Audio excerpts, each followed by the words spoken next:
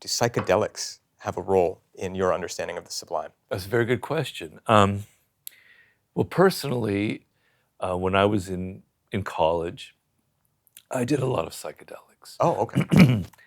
You know, it was the '70s. I'm an old dude, right? I was in Berkeley, for God's All right. sake. You know, what are you going to do? It's like it's in the air you breathe.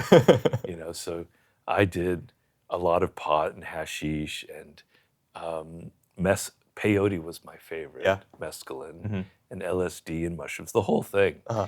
And I have incredibly wonderful memories of it. Really? My friends and I weren't doing drugs to get high or have party. We were wanting to know what it's like to be alive. We were just curious. And some of my most profound spiritual experiences came during those trips, quote unquote. Yeah. So I haven't done it in a while because I'm afraid of doing some damage to my brain chemistry. Although for this new book, I am considering a few things. Really? Yeah, which I can go into later. Yeah. But so reading Aldous Huxley and other books, he explains why psychedelics have the power that they have and why they can lead to these sublime moments. Do you want to hear that answer? Please, please. Well, basically, as I said before, everything seems to be circling around the same ideas here. As I said before, the brain operates as a filtering mechanism.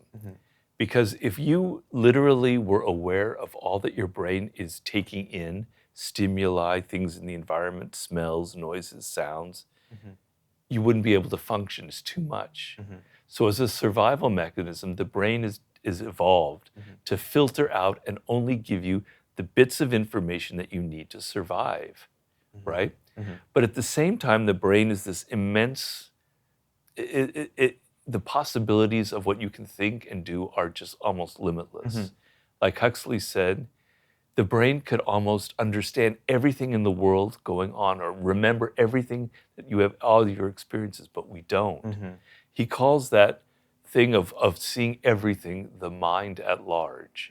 So the brain could see the mind at large, but instead it has this little narrowing filtering mechanism because of the pressure to survive. Mescaline, particularly that particular drug, I forget the hormone that it operates on. It might be serotonin or dopamine. I can't remember. I get them all confused. It operates on a particular chemical that dampens that survival mechanism, that dampens that part of the brain that is filtering everything, that is struggling so desperately to keep you alive. It's like literally calming that down. And so the things that you don't notice that are being filtered out are suddenly there. You're seeing colors that you never noticed before. You're looking at that fly and you're going, whoa, that fly that's amazingly beautiful. Yeah. Look at the iridescent colors. You know, I mean, it sounds almost like a joke, like what people are smoke too much pot, I know. But it is actually, it's true. The world is this insanely beautiful, insanely sublime artifact. And you're not noticing it because your mind is down to this.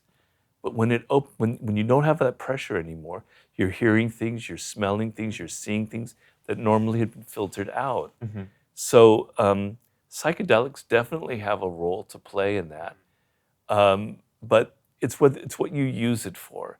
If you're using it just to escape from the boredom of your life and you're not using it as an adventure, a journey into something that's going to show you a different aspect of consciousness, then I find it dangerous. And it all goes back to that either a negative habit or a positive habit. That becomes a kind of a negative experience because you're just trying to escape. I don't see psychedelics as a way of escaping. I see it as a way of journeying into reality in some ways. Wow.